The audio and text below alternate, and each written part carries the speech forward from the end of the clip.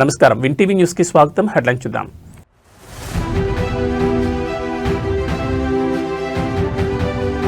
పశ్చిమాసియాలో యుద్ధ జ్వాలలు, ట్రంప్ డెడ్లీ వార్నింగ్.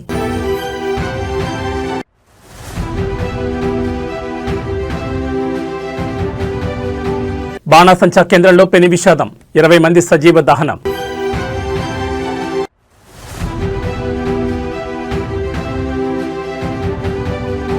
ఫార్ములా ఈ రేస్ కేసులో బిగ్ ట్విస్ట్, కేటీఆర్ కు చిక్కులు.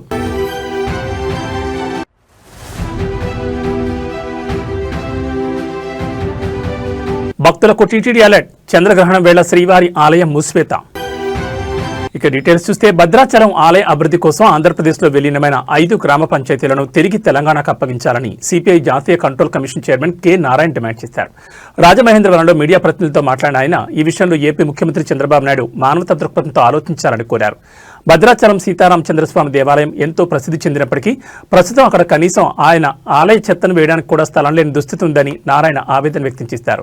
స్వామివారి విహారయాత్రలకు కూడా ఆటంకం కలుగుతోందని ఆయన గుర్తు చేశారు. ఇటీవల తెలంగాణ మంత్రి తుమ్మల నాగేశ్వరరావు సీఎం చంద్రబాబును కలిసి 5 గ్రామాలను కోరడాన్ని నారాయణ సమర్థించారు. ఈ ప్రతిపాదన అత్యంత సమంజసమైందని ఆయన పేర్కొన్నారు. రాష్ట్ర విభజన సమయంలో పోలవరం ప్రాజెక్టు కోసం 7 మండలాలను ఏపీలో కలిపిన విషయాన్ని ప్రస్తావిస్తూ ఇప్పుడు ఈ 5 గ్రామాల విషయంలో పట్టుదలకు పోకుండా 2 రాష్ట్రాల మధ్య సామరస్య పూర్వక పరిష్కారం లభించాలని ఆయన సూచించారు. మరి భద్రాచలం ఆలయ అవసరాల దృష్ట్యా ఏపీ ప్రభుత్వం ఈ 5 గ్రామాలపై ఎలాంటి నిర్ణయం తీసుకుంటుందో వేచి చూడాలి. ముజిబుర్ రహమాన్ చెప్పేసి 100కి 92-93% అతనికి ఓట్లేశారు. The biggest majority. అంటే ఆ దేశంలో ఉన్నటువంటి ఎంత మంచివాడైనా, ఎంత ప్రజలకు ఆప్తుడైనా వీళ్ళ ఇంట్రెస్ట్ తగ్గితే ఆమెను చంపేయడమే. దాని దయాదక్షిణం లేవు. అందులో క్రమంగా దీనిలోనే ఇప్పుడు కొమ్మిని చెప్పేశారు. సరే, ఆయన నెగిటివ్ పాజిటివ్ అది మనకు అనవసరం. ఆ దేశాధ్యక్షుడైనా ఆ దేశాధ్యక్షుడు ఉన్నవాటిని ఆ ప్రజలు తిరుగుబాటు చేసి ఓడిస్తే మనకి అభ్యంతరంలే. ఇప్పుడు బంగ్లాదేశ్ తిరుగుబాటు చేశారు, అట్లాగే శ్రీలంకలో తిరుగుబాటు చేశారు.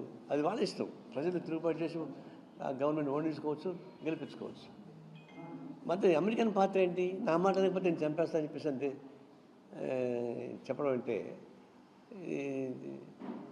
పాలిటిక్స్ కాదు ఇది. ప్రపంచ టెర్రరిస్ట్ ఎవరన్నా ఉంటే టెర్రరిస్ట్కి నెంబర్ 1 మోడీ కాదు, ట్రంప్ అవుతాడు. ఇప్పుడు ప్రైమ్ మినిస్టరు మొన్న ఇజ్రాయెల్ పోయాడు. అసలు మామూలుగా ఇజ్రాయెల్కు మనకు సంబంధాలు లేవు. మోడీ వచ్చిన తర్వాతనే ఇజ్రాయెల్ సంబంధం పెట్టుకున్నాం. అంతకుముందు ఇజ్రాయెల్, ఎందుకంటే ఇజ్రాయెల్ పాలిస్తాన్ని చంపేస్తూ ఉంది, గాజాలను జోడం చేస్తూ ఉంది, మానవత రహితమైనటువంటి పద్ధతుల్లో ఆందోళన చేస్తున్నారు. కాబట్టి పొలిటికల్గా, బడ్జెటల్గా, ప్రోటోకాల్గా కూడా భారతదేశం ఇజ్రాయెల్ సంబంధాలు పెట్టుకోలేదు. మోడీ వచ్చిన తర్వాతనే దాన్ని స్టార్ట్ చేశాడు. ఎందుకు? అమెరికా ట్రంప్ని ప్లీజ్ చేయడానికి. ఇప్పుడు మనం పోయాడు. ఎందుకు పోయాడికి? ఇజ్రాయెల్కి ఏం పని ఉంది? ఆడపోయి టెర్రరిజానికి వ్యతిరేకంగా మనం ఫైట్ చేద్దామని చెప్పేసి ప్రకటించాడు. అసలు టెర్రరిస్ట్ దేశమే ఇజ్రాయెల్. ఇజ్రాయెల్ కన్నా మించిన టెర్రరిస్టులు ఉన్న దేశం ఉందా? ట్రంప్ కన్నా మించిన టెర్రరిస్ట్ మనగాడు ఉన్నాడు ప్రపంచంలో. వాళ్ళ దగ్గర పోయి మనం టెర్రరిజం ఫైట్ చేయాలంటే అర్థం ఏంటి? ఇదంతా మోసపూరితమైనటువంటి ప్రకటన, న్యాయబద్ధ రాజకీయ ప్రకటన కావు. ఇప్పుడు కరెక్ట్గా మరుసటి రోజే కొమ్మిని చంపేశారు. ఆయన సుదీర్ఘ చరిత్ర ఉన్నటువంటి వ్యక్తి. ఇప్పుడు మనకేం సంబంధం అంటాం మనం. దాన్ని చంపిన వాళ్ళు ఇప్పుడైంది దాదాపు 444 ఫ్లైట్స్ క్యాన్సిల్ అయిపోయినాయి. ఎక్కడ వాళ్ళు ఆగిపోయారు. మన ఇండియన్స్ ఎక్కువ మంది పనిచేస్తారు గల్ఫ్ కంట్రీస్లో. వాళ్ళందరూ హతాహతం అయిపోయారు. దాదాపుగా 45-50% ఆయిల్ ఇంపోర్టు ఇరాన్ నుంచి జరుగుతుంది. తర్వాత ఆ రూటు జరుగుతుంది. అవి మొత్తం ఆగిపోయింది. తెలంగాణ రాజకీయాల్లో ఆసక్తికర పరిణామం చోటు చేసుకుంది. కోకాపేటలోని శారదాపేటం భూముల వ్యవహారంలో ముఖ్యమంత్రి రేవంత్ రెడ్డి తీసుకున్న తాజా నిర్ణయంపై బీఆర్ఎస్ సీనియర్ నేత ఎమ్మెల్యే హరీష్ రావు స్పందించారు. ఒకవైపు సీఎం నిర్ణయాన్ని స్వాగతిస్తూనే మరోవైపు ప్రభుత్వ తీరుపై నిప్పులు చెరిగారు. హరీష్ రావు శారదాపేటం భూములను తిరిగి పీఠానికే కేటాయించడం శుభపరిణామని అభివర్ణించారు. ఇది రాజశ్యామలాదేవి అమ్మవారి కృపతో జరిగిన ధర్మ విజయమని, భక్తుల పోరాటానికి దక్కిన ఫలితమని ఆయన కొనియాడారు. ముఖ్యమంత్రి రేవంత్ రెడ్డికి అమ్మవారే సరైన బుద్ధి ప్రసాదించారని, అందుకే తన నిర్ణయాన్ని వెనక్కి తీసుకున్నారని హరీష్ రావు ఎద్దేవా చేశారు. పీఠం భూముల విషయంలో హర్షం వ్యక్తం చేస్తూనే మరో వివాదాస్పద అంశాన్ని హరీష్ తెరపైకి తీసుకొచ్చారు. రేవంత్ రెడ్డి అల్లుడి అనుయాయులకు నామినేషన్ పద్ధతిలో కేటాయించిన 17 ఎకరాల భూమి సంగతేంటని ఆయన ప్రశ్నించారు. పర్యావరణ నియామకాలకు విరుద్ధంగా ప్రభుత్వ ఖజానాకు నష్టం చేకూర్చేలా హెచ్ఎండిఏ ద్వారా ఇచ్చిన ఆ భూమిలో కొనసాగుతున్న క్రషర్ యూనిట్ను తక్షణమే రద్దు చేయాలని డిమాండ్ చేశారు. ప్రజా ప్రయోజనాలకు విరుద్ధంగా రేవంత్ ప్రభుత్వం తీసుకునే ప్రతి నిర్ణయంపై బీఆర్ఎస్ తన పోరాటాన్ని ఆపదన్నారు. ఖజానాకు తూట్లు పొడిచే పనులను సహించేది లేదన్నారు హరీష్ రావు. రోడ్ యువతల మఠం ఉంది, రోడ్ అవతల 17 ఎకరాల ప్రభుత్వ స్థలం ఉంది. అక్కడ కట్టొచ్చు కదా. వాటర్ వర్క్స్ బిల్డింగ్ కట్టాలంటే, వాటర్ వర్క్స్ ఫెసిలిటీ చేయాలంటే అక్కడ కట్టొచ్చు కదా. అదేమో నీ అల్లునికి అప్పచెప్పినావు. ఇగో ఇది నేను సమాచార హక్కు చట్టంలో ఈ కోకాపేట్లో సర్వే నంబర్ 239, 240లో మైనింగ్ కోసం ఎవరికైనా భూములు కేటాయించారా అని నేనే అడిగాను. ఇందులో స్పష్టంగా చెప్పినారు. సర్వే నంబర్ 239, 240లో భాగ్యలక్ష్మి మైన్స్ అండ్ మినరల్స్ వారికి మేము 10 ఎకరాల భూమి కేటాయించామని చెప్పారు. కేటాయించింది 10 ఎకరాలు, కబ్జా పెట్టింది 17 ఎకరాలు. ఇది ఓఆర్ఆర్ కు కిలోమీటర్ లోపలే ఉన్న నీ అల్లుడికి అప్పచెప్పినవు. ఇది నువ్వు ఈ భాగ్యలక్ష్మి మైన్స్ అండ్ మినరల్స్ వెనుక ఎవరున్నారు? నీ అల్లుడి మనుషులు దీని వెనుక ఉన్నారు. తిరుమల తిరుపతి దేవస్థానం చైర్మన్ బీఆర్ నాయుడును లక్ష్యంగా చేసుకుని సోషల్ మీడియాలో జరుగుతున్న దుష్ప్రచారం ఇప్పుడు తెలుగు రాష్ట్రాల్లో సంచలనంగా మారింది. తన వ్యక్తిగత ప్రతిష్టను అలాగే పవిత్రమైన టీటీడీ గౌరవాన్ని దెబ్బతీసేందుకు కొందరు కుట్ర పన్నారని ఆయన తీవ్రంగా ఖండించారు. గత కొన్ని రోజులుగా బీఆర్ నాయుడు ఒక మహిళతో సన్నిహితంగా ఉన్నట్లు చూపే వీడియోలు సోషల్ మీడియాలో వైరల్ అయ్యాయి. ముఖ్యంగా ప్రత్యర్థి పార్టీ మద్దతుదారులు వీటిని పెద్ద ఎత్తున ట్రోల్ చేస్తున్నారు. ఈ వీడియోలపై స్పందించిన బీఆర్ నాయుడు ఇవి పూర్తిగా ఏఐ సాంకేతికతతో సృష్టించినమని స్పష్టం చేశారు. తన రూపాన్ని అనుకరించేలా అత్యున్నత సాంకేతికతను వాడుకుని ఈ తప్పుడు వీడియోలు రూపొందించారని ఆయన ఫేస్బుక్ వేదికగా వివరించారు. వ్యక్తిగతంగా తనను అప్రదిష్టపాలు చేయడమే కాకుండా హిందూ ధర్మానికి నిలయమైన తిరుమల ప్రతిష్టను దిగజార్చేందుకు ఈ పని చేస్తున్నారని ఆయన ఆవేదన వ్యక్తం చేశారు. డీప్ ఫేక్ అనేది ఏఐ టెక్నాలజీ ద్వారా ఒక వ్యక్తి ముఖాన్ని, గొంతును మరొకరిపై అతికించి వారు నిజంగానే ఆ పని చేస్తున్నట్లుగా భ్రమ కలిగించే ప్రక్రియ. ప్రస్తుతం ఇలాంటి వీడియోను గుర్తించడం సామాన్యులకు కష్టతరంగా మారింది. సాంకేతికతను ఆసరాగా చేసుకుని జరుగుతున్న ఈ వ్యక్తిత్వ సహనంపై బీఆర్ నాయుడు చట్టపరమైన చర్యలకు సిద్ధమవుతున్నట్టు తెలుస్తోంది. మరి ఈ ఫేక్ వీడియోల మూలాలను సైబర్ క్రైమ్ పోలీసులు ఎలా ఛేదిస్తారో చూడాలి. మరి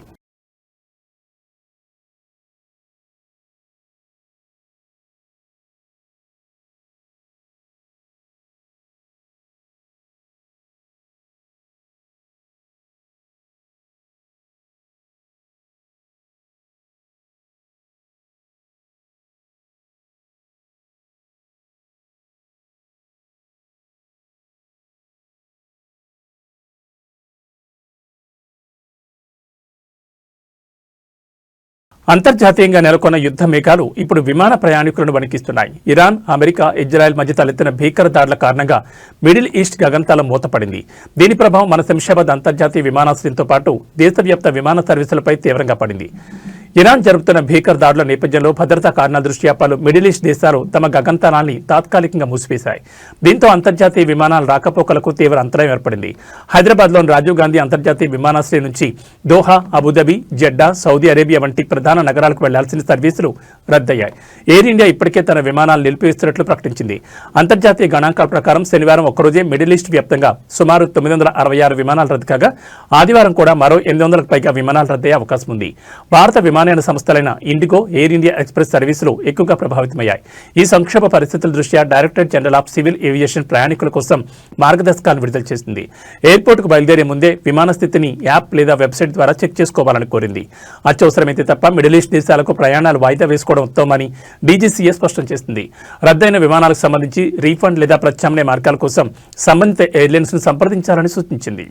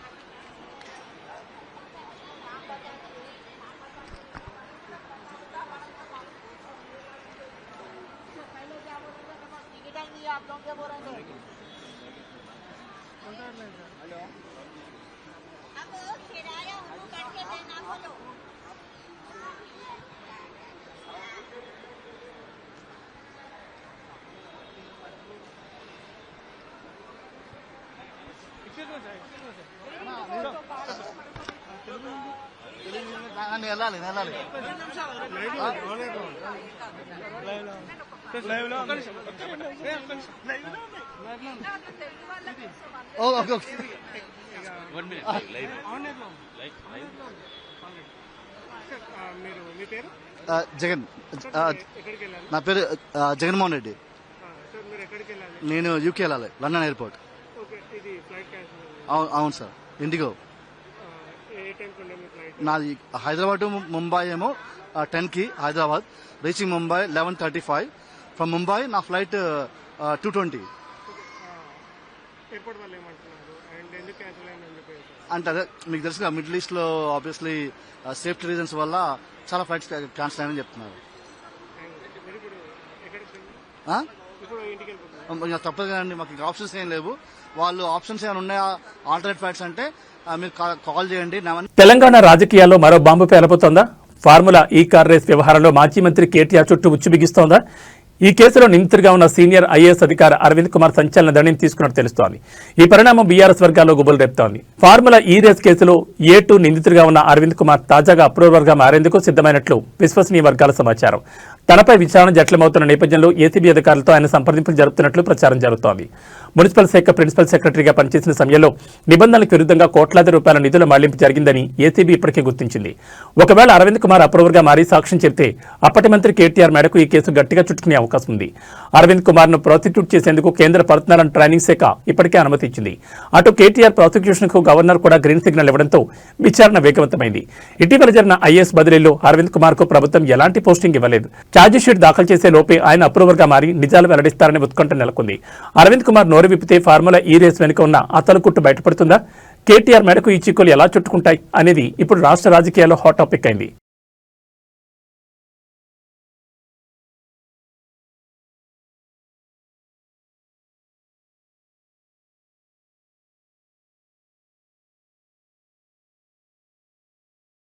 దేశ రాజకీయాల్లో సుదీర్ఘ అనుభవం ఉన్న ఇద్దరు ముఖ్యమంత్రుల మధ్య స్నేహపూర్వక వాతావరణం కనిపించింది. బీహార్ ముఖ్యమంత్రి నితీష్ కుమార్ పుట్టినరోజును పురస్కరించుకుని ఆంధ్రప్రదేశ్ ముఖ్యమంత్రి చంద్రబాబు నాయుడు ఆయనకు హృదయపూర్వక శుభాకాంక్షలు తెలిపారు. బీహార్ సీఎం నితీష్ కుమార్ ఈ రోజు తన 76వ జన్మదినాన్ని జరుపుకుంటున్నారు. ఈ సందర్భంగా ఆదివారం ఉదయం సోషల్ మీడియా ప్లాట్ఫామ్ ఎక్స్ వేదికగా చంద్రబాబు ప్రత్యేక సందేశాన్ని పోస్ట్ చేశారు. నితీష్ కుమార్ సంపూర్ణ ఆయురారోగ్యాలతో సంతోషంగా ఉంటూ సుదీర్ఘకాలం ప్రజాసేవలో కొనసాగాలని చంద్రబాబు ఆకాంక్షించారు. భారత రాజకీయాల్లో అత్యంత అనుభవజ్ఞులైన నాయకుల్లో నితీష్ కుమార్ ఒకరని, బీహార్ అభివృద్ధికి మరియు ప్రజల సంక్షేమానికి ఆయన చేస్తున్న కృషిని చంద్రబాబు ఈ సందర్భంగా ప్రశంసించారు. ప్రస్తుతం కేంద్రంలోని ఎన్డీఏ కూటమిలో తెలుగుదేశం పార్టీ మరియు జనతాదళ్ యునైటెడ్ కీలక భాగస్వాములుగా ఉన్న నేపథ్యంలో ఈ ఇద్దరు సీనియర్ నేతల మధ్య ఉన్న సాన్నిహిత్యం జాతీయ రాజకీయాల్లో ప్రాధాన్యత సంతరించుకుంది. నితీష్ కుమార్ పుట్టినరోజు సందర్భంగా దేశవ్యాప్తంగా పలువురు రాజకీయ ప్రముఖులు ఆయనకు శుభాకాంక్షలు తెలుపుతున్నారు. ప్రకాశం జిల్లాలో భారీ అగ్ని ప్రమాదం కలకలం రేపింది. టంగుటూరు మండలంలోని ప్రముఖ పొగాకు సంస్థ గాడ్ఫ్రే ఫిలిప్స్ ఇండియాలో ఆదివారం ఉదయం ఒక్కసారిగా మంటలు చెలరేగాయి. ఈ ప్రమాదంలో కోట్ల రూపాయల విలువైన ఆస్తి నష్టం వాటిల్లింది. కంపెనీలోని పొగాకు గ్రేడింగ్ యూనిట్ల మంటలు ఒక్కసారిగా చెలరేగి వేగంగా వ్యాపించాయి. దట్టమైన పొగతో పరిసర ప్రాంతాలు అంధకరమయంగా మారాయి. సమాచారం అందుకున్న వెంటనే అగ్నిమాపక యంత్రాలు ఘటనా స్థలానికి చేరుకున్నాయి. సిబ్బంది చాకచక్యంగా వ్యవహరించి మంటలు పక్కనే ఉన్న ఇతర గిడ్డంగులకు వ్యాపించకుండా అడ్డుకోగలిగారు. ఈ ప్రమాదంలో సుమారు 2,000కు పైగా పొగాకు బెళ్లు పూర్తిగా కాలిపూర్తయ్యాయి. దీనివల్ల కంపెనీకి కోట్ల రూపాయల మేర నష్టం వాటిల్లిందని అంచనా వేస్తున్నారు. విద్యుత్ సరఫరాలో ఏర్పడిన షార్ట్ సర్క్యూట్ కారణంగానే ఈ ప్రమాదం జరిగి ఉండొచ్చని పోలీసులు ప్రాథమికంగా భావిస్తున్నారు. ప్రస్తుతం పోలీసులు కేసు నమోదు చేసుకుని దర్యాప్తు చేస్తున్నారు. అగ్ని ప్రమాదానికి అసలు కారణాలు విచారణలో తెలియాల్సి ఉంది.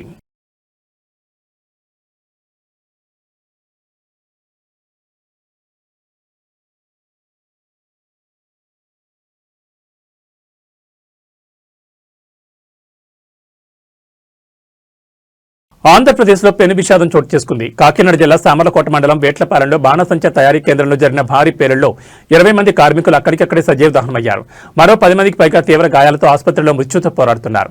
ఈ ఘోర దుర్ఘటనపై ఆర్డీఓ మల్లిబాబు కీలక వివరాలు వెల్లడించారు. పొలాల మధ్య ఉన్న బాణసంచా తయారీ కేంద్రంలో ఒక్కసారిగా భారీ శబ్దంతో పేలుడు సంభవించింది. మంటలు క్షణాల్లో వ్యాపించడంతో 20 మంది కార్మికులు బయటకు వచ్చే అవకాశం లేక ప్రాణాలు కోల్పోయారు. ఈ పరిశ్రమకు ఈ ఏడాది మార్చి 31 వరకు లైసెన్స్ ఉందని ఆర్డీఓ మల్లిబాబు స్పష్టం చేశారు. అయితే 6 షెడ్లలో భారీ ఎత్తున నిబంధనలకు విరుద్ధంగా తయారీ సాగుతోందని ప్రాథమిక విచారణలో తేలింది. ప్రమాదం జరిగిన వెంటనే తయారీ కేంద్రం యజమాని అక్కడి నుంచి పరారయ్యాడు. పోలీసులు కేసు నమోదు చేసుకుని నిందితుల కోసం గాలింపు చర్యలు చేపట్టారు. గాయపడిన వారిలో 6గురిని కాకినాడ జీజీహెచ్కు తరలించారు. బాధితుల్లో కప్ప వెంకటలక్ష్మి, మోర్త శ్రీను, కె శ్రీను, చిటికె లక్ష్మి ఉన్నట్లు అధికారులు గుర్తించారు. ప్రస్తుతం ఘటనా స్థలంలో సహాయక చర్యలు కొనసాగుతున్నాయి. మృతుల సంఖ్య ఇంకా పెరిగే అవకాశం ఉందని తెలుస్తోంది. నిబంధనల ఉల్లంఘన వల్లే ఈ ఘోరం జరిగిందా అన్న కోణంలో అధికారులు విచారణ చేపడుతున్నారు. చాలా బాధాకరం, చాలా దురదృష్టకరం. నేను సంఘటన దగ్గరికి మాధవ్ గారు అందరు నాయకులు పోయి చూశాం. హృదయ విదారకమైనటువంటి సంఘటన. అది చూసినప్పుడు చాలా బాధ కలిగింది. ఈ సంఘటన మొత్తం కలిసి ఇప్పటికి 20 మంది చనిపోయే పరిస్థితికి వచ్చారు. 9 మంది హాస్పిటల్లో చేరి క్రిటికల్గా ఉన్నారు. 2 సేఫ్గా ఉన్నారు. మొత్తం కలిసి 31 మంది. ఇందులో చాలామంది వీకర్ సెక్షన్స్ ఎక్కువ ఉన్నారు. అందులో కూడా ఎస్సీలు అయితే దగ్గర 12 మంది ఎస్సీలు ఉన్నారు. ఒక 9 మంది మహిళలు ఉన్నారు. ఇప్పుడు వాళ్ళని లోపల కూడా పరామర్శించాం. చాలామంది పేదరికం, ఏదో కూలి పని చేసుకొని ఇల్లు గడపాలనే పరిస్థితి. అవన్నీ కూడా చూసిన తర్వాత జరిగిన సంఘటన పైన చాలా ప్రభుత్వం సీరియస్గా తీసుకుంటున్నాం. ఈ సంఘటన ఇటీవల ఒక సంఘటన జరిగింది. దానిపైన ఒక ఎంక్వైరీ వేసాం. ఎంక్వైరీ రిపోర్ట్ కూడా పంపించాం. యాక్షన్ తీసుకోమని చెప్పిన తర్వాత కూడా 2వ సంఘటన జరిగింది. ప్రభుత్వం ఫర్మ్గా ఉండి రాబోయే రోజుల్లో ఇలాంటి పునరావృతం కాకుండా చూడడానికి అన్ని విధాల యాక్షన్ తీసుకుంటాం. ఈ సంఘటన ఎంక్వైరీ చేసి అందరికీ అకౌంటబిలిటీ ఫిక్స్ చేస్తాం. ఎవరెవరు ల్యాప్సెస్ ఉన్నాయి, ఎక్కడెక్కడ ల్యాప్సెస్ ఉన్నాయి అన్నీ కూడా ఫిక్స్ చేస్తాం. మొట్టమొదటిసారిగా అక్కడుండే ఆఫీసర్లు, ఆర్డీఓ కన్సర్న్, డిఎస్పి, అదే మరి district labour officer, fire officer, వీళ్ళ 4 సస్పెన్షన్లో పెడుతున్నాం. సస్పెన్షన్లో పెట్టి భవిష్యత్తులో ఎంక్వైరీ చేసిన తర్వాత ఎక్కడ లాక్సిటీ ఉన్నా, ఎక్కడ తప్పు ఉన్నా వాళ్ళపైన కూడా చర్యలు తీసుకుంటాం. రెండోది, మనుషులు కూడా కొంతమంది విచ్చలవిడితనానికి అలవాటు పడ్డారు. ఇలాంటి నేరాలు చేసి ప్రజా జీవితాలతో చెలగాటమాడే పరిస్థితికి వచ్చారు. వాళ్ళపైన క్రిమినల్ ప్రాసిక్యూషన్ చేయడమే కాకుండా చట్టపరంగా వాళ్ళని ఏం చేయాలనో అరెస్ట్లే కాకుండా ప్రాసిక్యూషన్ చేపిస్తాం. వీలైనంత వరకు లైఫ్ ఇంప్రిజన్మెంట్ వచ్చే ప్రయత్నం చేస్తాం. ఇంకొక పక్కన వాళ్ళ ఆస్తులు కూడా జప్తు చేసి బాధితులకు అందరికీ ఎవరైతే చనిపోయారో వాళ్ళందరూ కూడా కుటుంబాలకు అప్పచెప్తాం. ఎందుకంటే వీళ్ళు ఇష్ట ప్రకారం చేయడానికి వీలు లేదు. అదే మరి ప్రభుత్వ పరంగా ఒక్కొక్కరికి 20 లక్షల రూపాయల ఆర్థిక సహాయం చేసి మృతులందరికీ 20 లక్షల రూపాయల ఆర్థిక సహాయం చేస్తాం. గవర్నమెంట్ ఆఫ్ ఇండియా 2 లక్షలు ఇచ్చారు. అది కాకుండా 20 లక్షలు ఇస్తాం. అదే మాదిరిగా వీళ్ళందరికీ ట్రీట్మెంట్ ఇస్తున్నాం. ఆ ట్రీట్మెంట్ అంతా ఖర్చు పెట్టి